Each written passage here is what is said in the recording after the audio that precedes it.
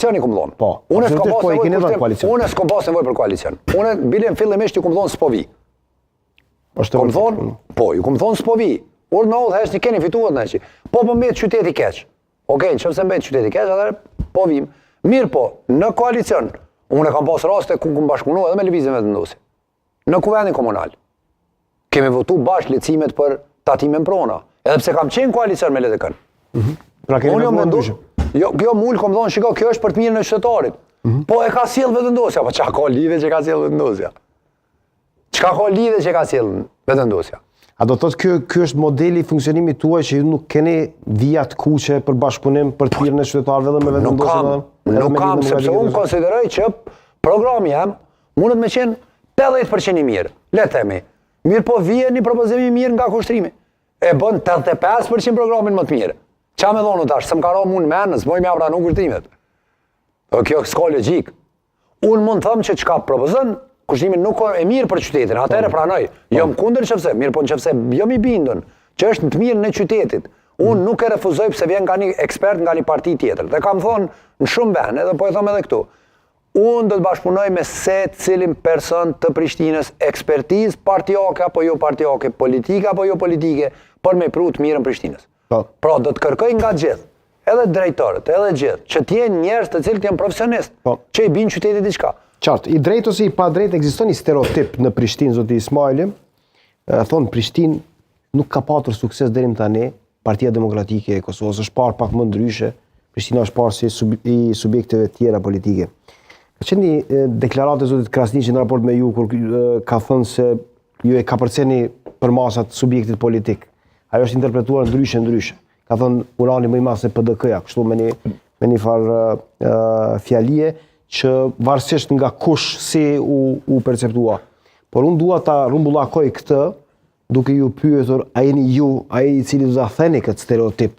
Mendoj që kam thyer zgjedhjet e kaluame. Në Prishtinë. Mendoj që kam thyer zgjedhjet e kaluame. Ne për ta thyer duhet futeni në ballotazh. Po e kam thyer në nivel të përqindjes. Tani çka po thuti është të jetë ajo thyemja fundit. Kupton që çelet të hapet. Thyemja fundit është kur bëheni kryetar. Po. Ja, ashtu mandej veç mendoj që do të jetë pas 12 tetorit. Deri 12 tetor diskutojmë kështu. Ajo do jetë pas 12 tetorit. Po. Shiko, unë herën e kaluam ku ngaruan në një qytet që i ka dhonë kandidatëve për kryetar, i ka dhonë 5% Prishtina. Dhe unë kam rritë të jem në 22%.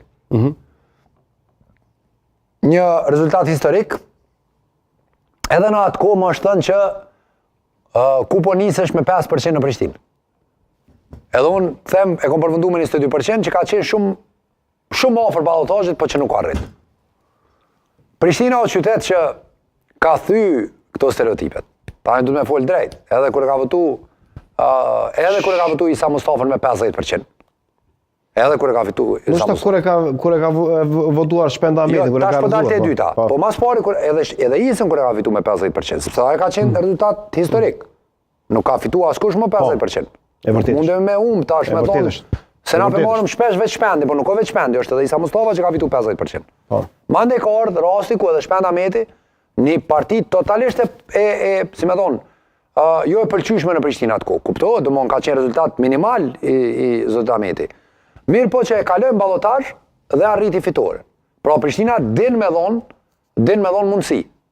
Mu që kam vje keq, është që kur ju ka dhonë mundësi, nuk ja kanë kthy që ati bestim. E kanë keq përdor. A i bie kështu? Po e kanë keq përdor besimin dhe nuk e kanë pru rezultatin. Sepse tepër e rëndësishme, edhe njerë e cekën e diçka që ndoshta se më ka pyeta askush që thotë ti po kandidon për mandat 4 vjeçar. Pik. Pra jo mandat 4 vjeçare, gjys, e 8, e 6, jo, premtimet janë për skadojnë në 4 vjet.